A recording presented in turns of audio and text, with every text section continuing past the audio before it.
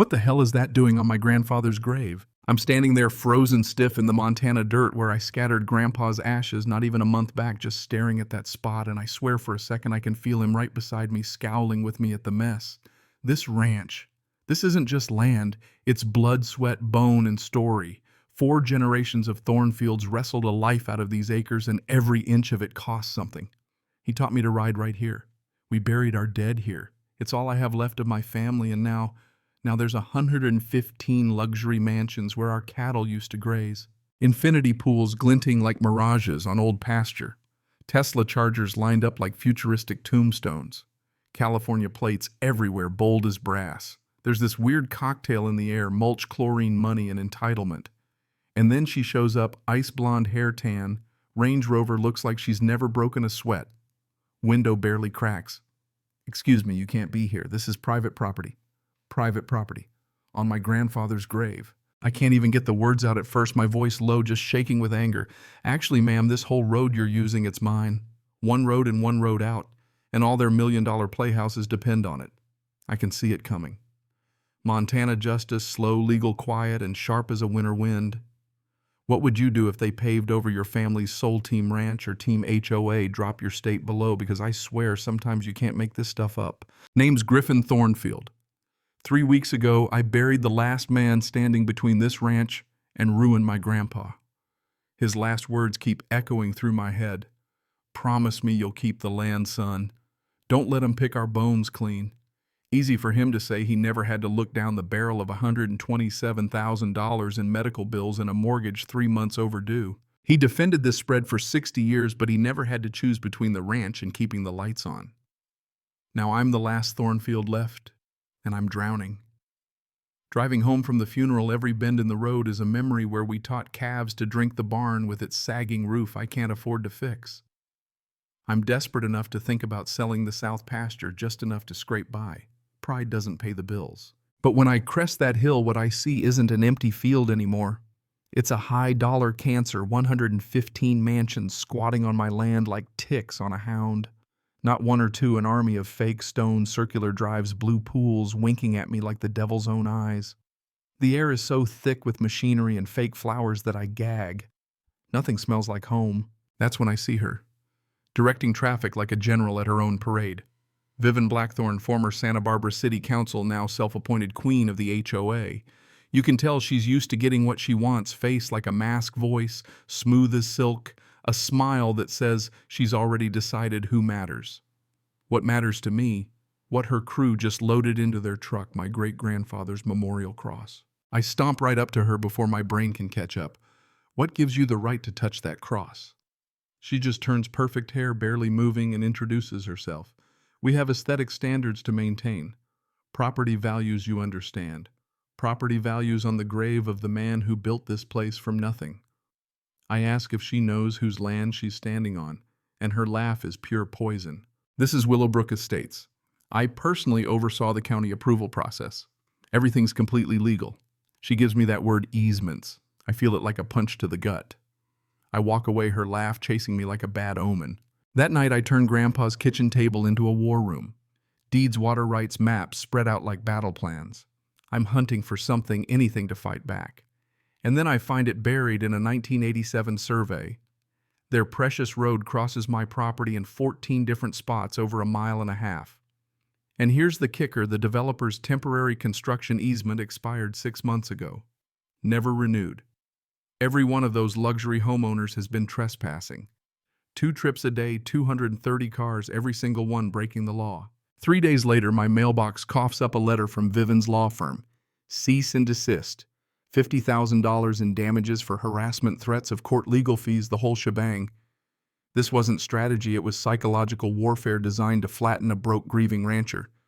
But Vivian underestimated a Thornfield. I didn't charge over their swinging, I got smarter. Back to the courthouse. I dig through ancient records until Martha, the county clerk, shuffles over. "You Thomas Thornfield's grandson?" she asks. I nod and she disappears.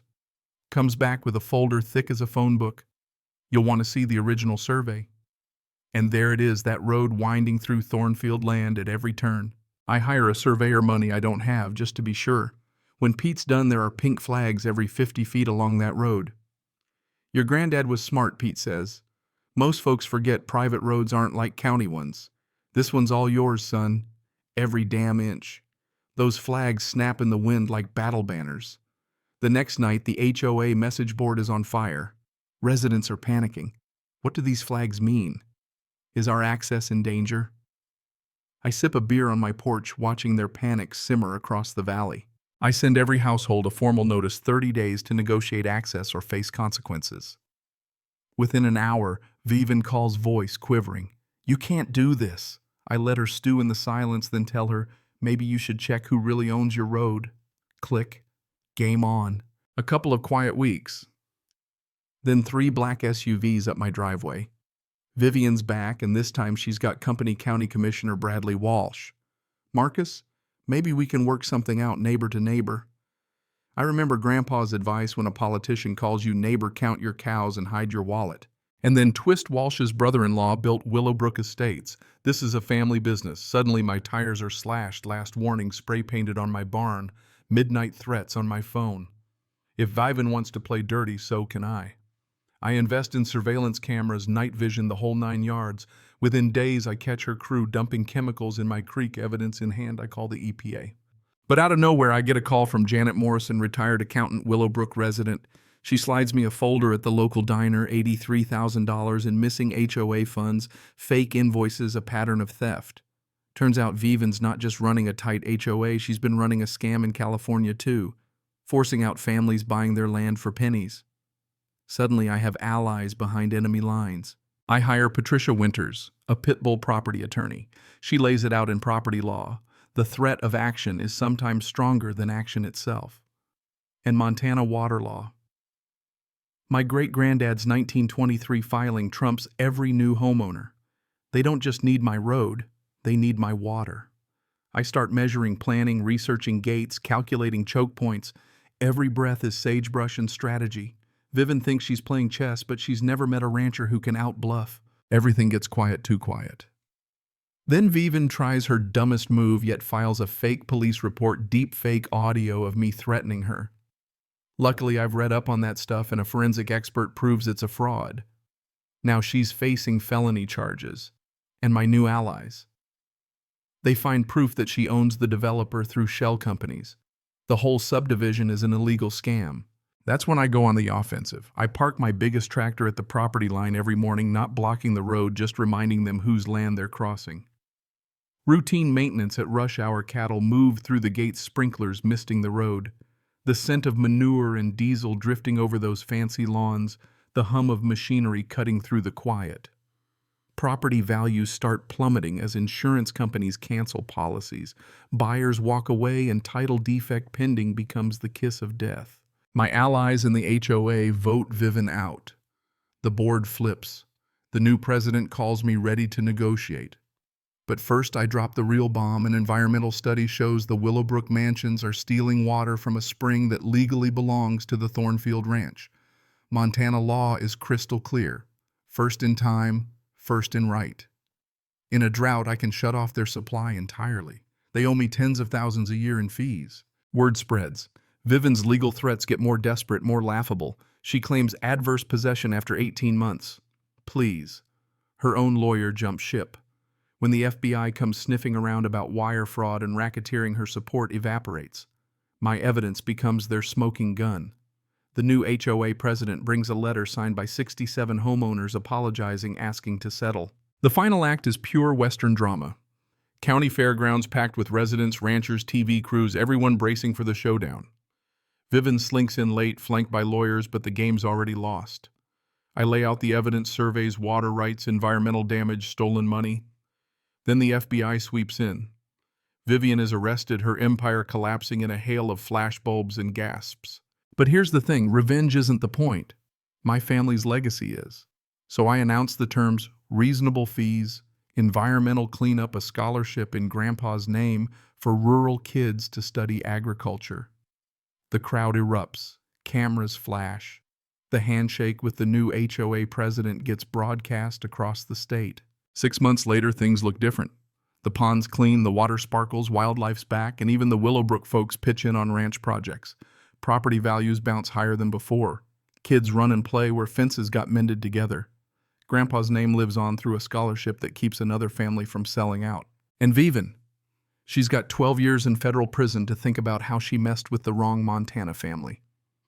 The commissioner resigns. Corruption gets dragged into the daylight.